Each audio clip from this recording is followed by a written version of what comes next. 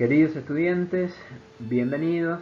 En esta presentación exploraremos las técnicas primitivas para almacenar información utilizadas por el hombre.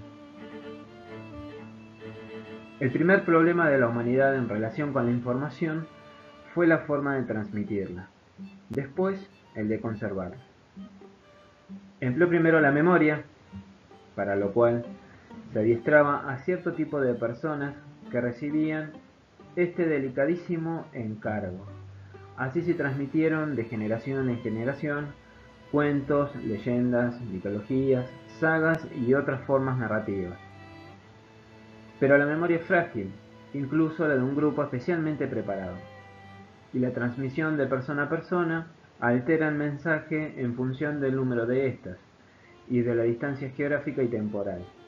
Debido precisamente a la levedad de la palabra hablada, carecemos hoy de elementos que nos permitan conocer nuestros lejanos antecedentes y el desarrollo completo de la humanidad desde sus inicios hasta el momento presente. Es así que desde el comienzo de los tiempos, la capacidad y la habilidad de procesar, decodificar, transmitir y utilizar el conocimiento y la información han sido altamente valoradas. Las culturas orales han tenido sus griots, o narradores, chamanes, brujos y sabios cuya función era preservar y transmitir las tradiciones orales, que actuaban como repositorio de valores sociales y culturales y que eran convocados para juzgar, sanar, informar o entretener. Estas son las principales características del libro oral, hasta que posteriormente, a medida que el ser humano fue desarrollando su inteligencia y agudizando su ingenio, surgieron formas más consistentes y duraderas de emitir y conservar mensajes. Pensemos por ejemplo en los monumentos megalíticos como los cromlech, llegados a nosotros a través de los siglos, esparcidos por todos los puntos del planeta, u otros como las gigantescas esculturas distribuidas de forma irregular en la isla de Pascua, el menhir o por ejemplo el dolmen, todas formas de expresión pétrea monumental que ayudan hoy a entender ciertos aspectos de la vida del hombre primitivo.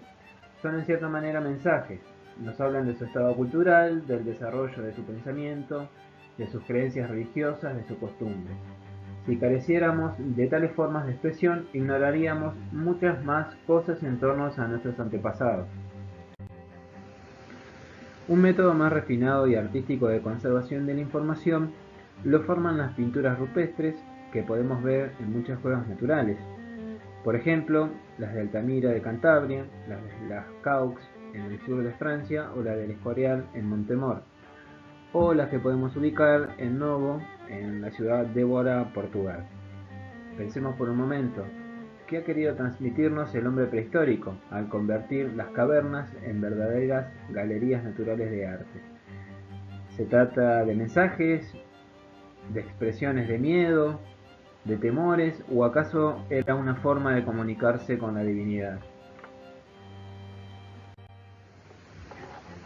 En un estadio posterior, cada una de las distintas culturas que van surgiendo aquí y allá por toda la superficie terrestre busca formas más estables de transmisión de la información. Ciertos objetos debidamente manipulados cumplirán esa función en lugares tan alejados entre sí como el Perú, el norte de América y Australia.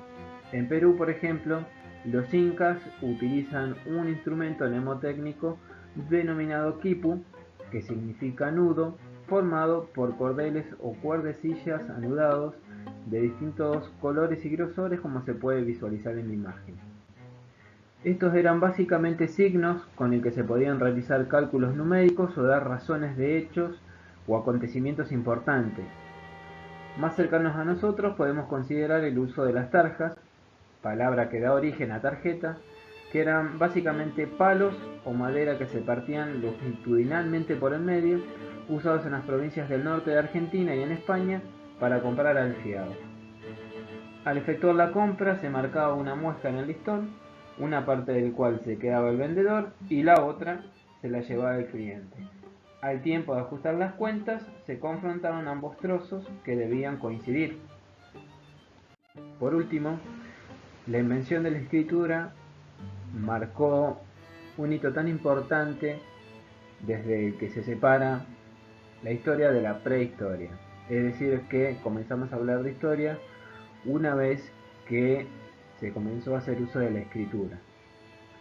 Dicho esto, la invención de la escritura, entendida como un sistema de signos para la representación de la palabra, tiene una antigüedad que no rebasa los 6000 años.